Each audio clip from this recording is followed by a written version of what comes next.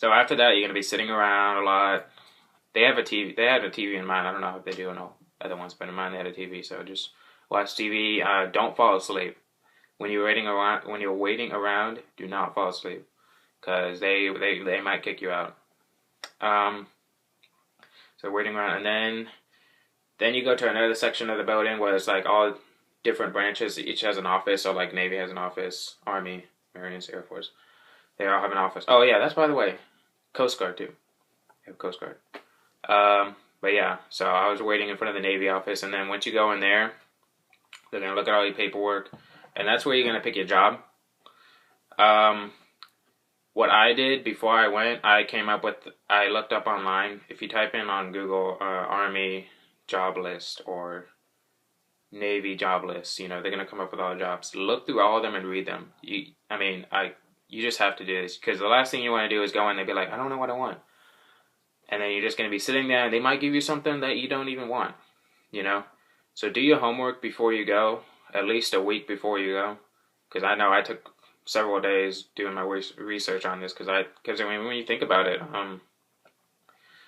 the job you pick, you don't, because if you're signing up for 4 years, you don't necessarily have to do that job for 4 years. My recruiter told me that you could do the job for 2 years and then switch, but that's still 2 years.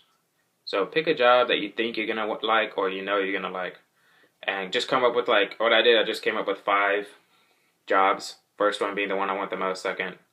It would be the second one I want, third, fourth, and so on.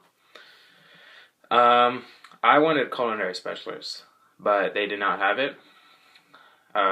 That's another thing. You might want the job, but they might not have it open. They might not have an opening. So what I got paired with was an apprentice, which you won't. I don't think you'll find that on the job listings. But basically, what an apprentice is you basically, when you're on the ship, you are going to be an apprentice for everyone with their job. So you can basically go to all the jobs on the ship and be an apprentice for a little bit. And then once you pick a job, once you've gone through all of them, and then you decide on a job you want, you're like, all right, I really like that job when I was doing an apprentice on them. You're going to take a test for it, which they provide you with study guides. You're going to take a test for it, and then if you pass, then you get the job. So that's what I got. So if there's any of you that had an apprentice and still not sure what it is, that's basically what it is in a nutshell.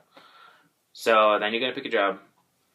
And then once you pick your job, you're going to sign your contract. Sign your contract for your job. Sign your contract for your 4 years enlistment. So that's a lot of paperwork right there. Do all that. And then once you do that, then you go to another room where then in this room they ask you questions like, all right, if you were to die, who do you want your parents to come see the body?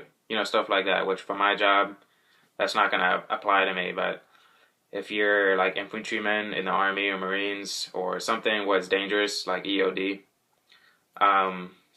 then those questions are going to matter to you because the questions they ask is like, all right, if you were to die, who do you want to come pick up the body? Or if you were to die, who do you want to get their last paycheck? Or if you were to die, stuff like that. So those are going to be the kind of questions, and then they're going to take your fingerprints to know who you are. It's the military. I mean, they're going to get everything out of you. I mean, once you join the military, I mean, they know everything about you. So they're gonna get your fingerprints. I mean, so once they get the fingerprints, and then after that, you're gonna wait in the room longer,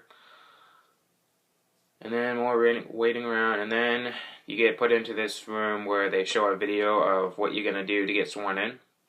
So yeah, you're gonna get sworn in. Or you're going to watch a video of how to get sworn in, like what to do, what to say.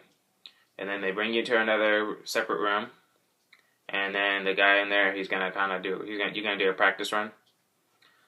And then you wait for the lieutenant, some kind of officer, a chief, someone in the high ranks to come up. And then they're going to come in there, and then you're going to get sworn in. Doesn't matter what branch. Going to get sworn in. And you can have relatives there if you. They ask you like, all right, is there any relatives that are here that wish to watch you get sworn in? So you can have your relatives there. I didn't, just because both my parents were working. And then you're gonna get sworn in, and that feels great. I mean, it's not like a big moment in your military lifestyle. I mean, for me, once I graduate boot camp, that's gonna be my great moment right there. But you start to get a feeling of what it is to be in the military once you get sworn in, which I really like that. So you get sworn in, and then after that, you basically just wait for your recruiter or whoever's giving you a ride out of there, because by the end of there, you're gonna get the one you want to get the hell out of there because you've been there for at least 6 hours. I was there for at least 6 hours. Some of you might be there longer if you have like medical records.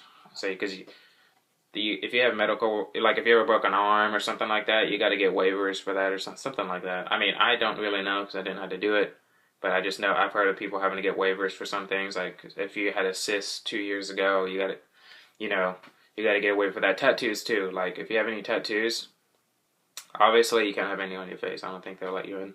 But if you get like a tattoo like right here or right here on your chest, basically what they do is they take a picture of it and then they like send it to somewhere and they like review it and make sure if it's okay to let you in. Like you can't have anything like super vulgar, or super sexual, something like that.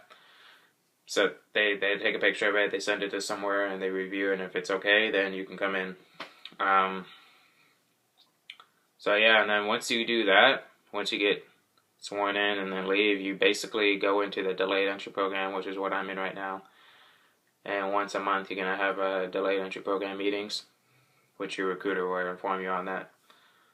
And then, yeah, you're basically just waiting to go to boot camp at that point, which I'm going to do another video explaining what I think you should do in delayed entry program to prevent you from having any problems before you go to boot camp. So in my next video, I will make a video on what you do in the delayed entry program. So yeah, that's what my MEPS experience was. Sorry it wasn't the most detailed one.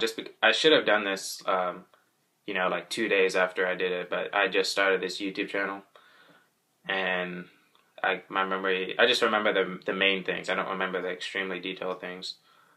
So yeah. So I hope this video helped out with anyone that's curious about what MEPS is like or in the process of going to MEPS. So yeah, Metalhead for life. I'm out.